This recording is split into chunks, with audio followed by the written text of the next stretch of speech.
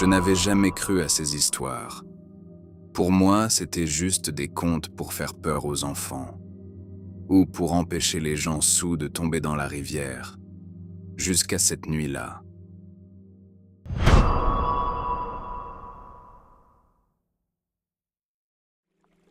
Dans l'Outaouais, on racontait qu'il ne fallait jamais s'approcher de l'eau la nuit. Les anciens parlaient d'une chose qui vivait sous la surface. Pas un animal, pas vraiment un esprit non plus. Ils l'appelaient le cheval d'eau.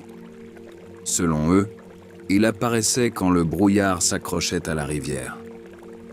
Il prenait la forme d'un cheval immobile, les pattes dans l'eau, comme s'il attendait. Il n'attaquait pas. Il n'avait pas besoin de courir. Il suffisait que tu le regardes. Parce qu'après, c'était toi qui avançais. On disait que ceux qui s'approchaient trop disparaissaient sans bruit, que la rivière ne les rejetait jamais, et que certaines nuits, si on écoutait bien, on pouvait entendre des pas dans l'eau, comme si quelque chose marchait lentement, juste sous la surface.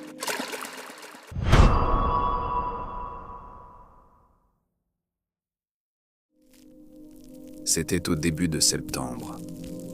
L'air était encore doux, mais les nuits commençaient à devenir froides. C'était à une dizaine de minutes de Fort Coulonge, dans un coin où la rivière de l'Outaouais devient étrangement calme.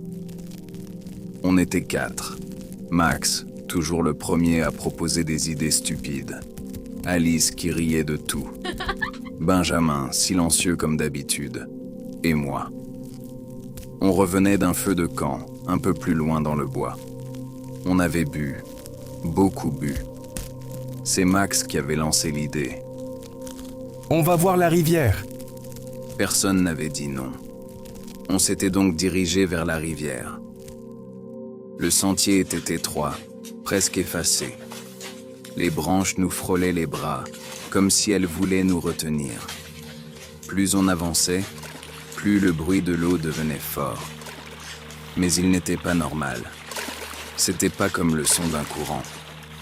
C'était irrégulier, lourd, comme des bruits de pas. Alice avait ri. Ok, c'est creepy. Mais son rire n'avait pas duré longtemps. Quand on est arrivé à la berge, le brouillard était déjà là. Il avait l'air lourd, épais, bas. Il flottait juste au-dessus de l'eau. Et au milieu, il y avait quelque chose. Au début, je pensais que c'était une roche. Puis ça avait bougé. C'était un cheval, debout dans la rivière, immobile. Personne n'avait parlé. Même Max s'était tu. Il y avait eu un long silence. Puis Alice avait dit « Il est sorti d'où celui-là? Personne ne lui avait répondu. Parce qu'au fond, on savait tous que quelque chose clochait. Que c'était pas normal. Le cheval était trop sombre. Il n'était pas noir. Ou même brun. Il avait juste une absence de lumière. Il était comme un trou dans le paysage. Puis il avait tourné la tête, lentement, vers nous.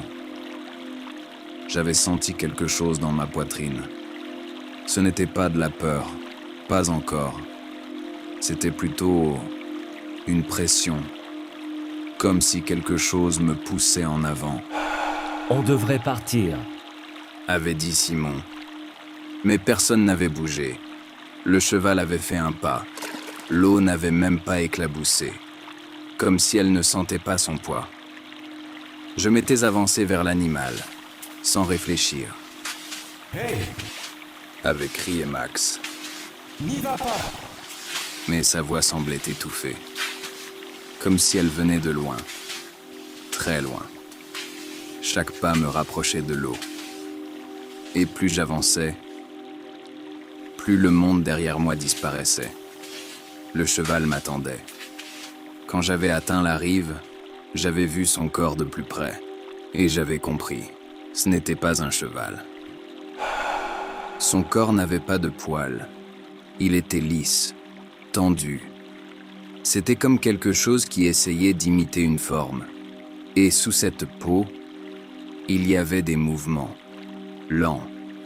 On aurait dit que quelque chose nageait à l'intérieur de son corps.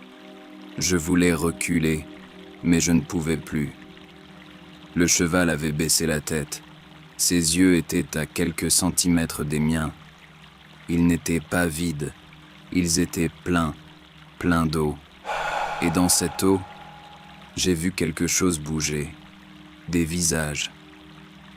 J'avais reculé brusquement, et mon pied avait touché l'eau. C'était froid, mais pas comme de l'eau normale. C'était glacé, poignant. J'avais eu l'impression que mes os avaient gelé à l'intérieur de moi. Puis le cheval avait reculé, d'un pas, puis d'un autre. Mais il était toujours face à moi, et je l'avais suivi. Même si je ne voulais pas, mais mon corps avançait tout seul contre mon gré, comme si j'étais possédé. L'eau m'était montée jusqu'aux chevilles, puis jusqu'aux genoux. Et derrière moi, j'entendais des cris, Hey! ceux de mes amis. Non! Mais ils devenaient flous, déformés, Hey! comme s'ils étaient sous l'eau. Quand l'eau m'était arrivée à la taille, j'avais senti quelque chose. Quelque chose avait frôlé ma jambe. Je m'étais figé, puis ça avait recommencé, mais plus fort.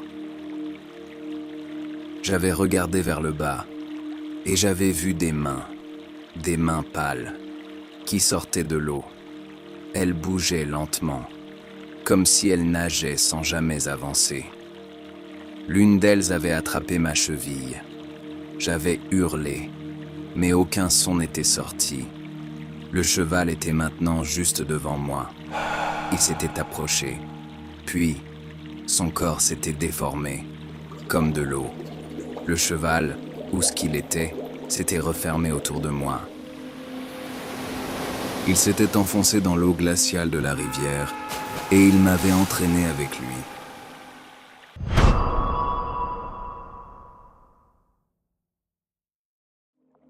Sous l'eau, il y avait des silhouettes, des dizaines de silhouettes, coincées. Certaines bougeaient encore, mais très lentement, et leurs yeux, tous fixés sur moi. J'avais essayé de reculer et de remonter, mais des mains me tiraient.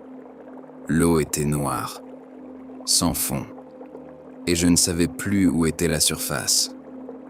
Autour de moi, les silhouettes flottaient. Certaines me touchaient, d'autres murmuraient, pas avec des mots, avec des sons, comme des bulles qui éclatent. Puis j'avais vu leurs visages. Ils attendaient, et ils me regardaient comme si j'étais déjà l'un d'eux. Puis quelque chose m'avait alors tiré plus bas, plus profondément dans la rivière. Puis plus rien. Je m'étais réveillé sur la berge. Mes amis hurlaient autour de moi. Ils étaient en panique. Ils m'avaient tiré hors de l'eau. Le soleil commençait à se lever. Mes vêtements étaient mouillés. Et mes jambes, elles étaient couvertes de marques. C'étaient des traces de doigts. Depuis cette nuit, je n'entends plus la rivière comme avant. Maintenant, quand l'eau bouge, j'entends des pas, lents, réguliers, et parfois, quand je ferme les yeux, je peux encore voir leur visage sous l'eau, comme si je n'étais jamais vraiment sorti de la rivière de l'Outaouais. Abonne-toi si mon histoire t'a mis mal à l'aise, parce que certaines légendes peuvent être plus proches de la réalité qu'on pourrait le penser.